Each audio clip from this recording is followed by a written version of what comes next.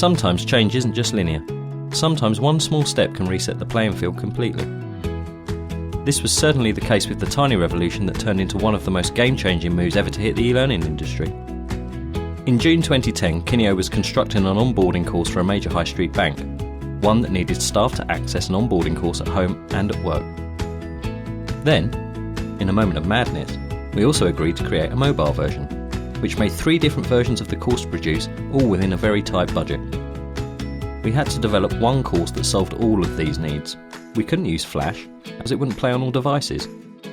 It was time for a change. Time for us to stir things up. So, how do you respond when you have a team of Flash developers and a job that calls for something other than Flash? Outsource? Not if you're Kineo.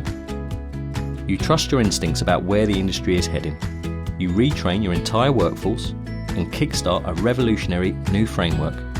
Everybody does that, right? We ended up creating a simple, functional, adaptable course that the client loved, and most importantly, worked in harmony with their learners' existing technology, which was nice. Then we wanted to test just how far we could push this new approach, so I pitched to Kineo's directors for funding. They approved unanimously. The funding bought us a nice 3-month development window. Then we accidentally sold it to a mobile phone giant and another large company, and they wanted it just that little bit quicker. But that was okay. We needed to work fast anyway, and get ahead of a rapidly changing industry. At the time, popular courseware reduced the size of the course so it fitted on the screen of a smartphone.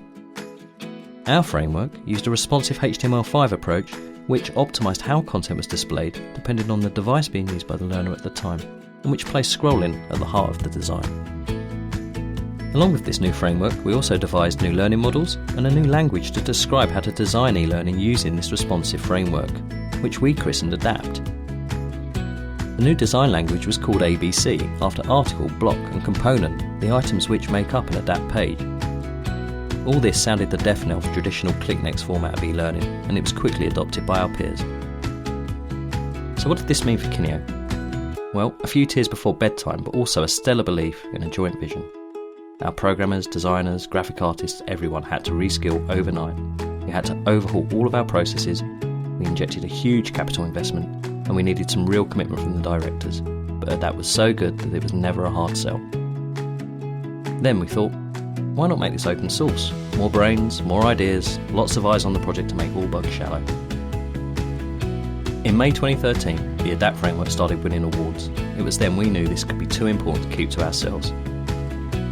At the Goldsmiths Centre London in 2013, we invited other organisations to become part of this journey, and that's where the open source project that you know and love took flight.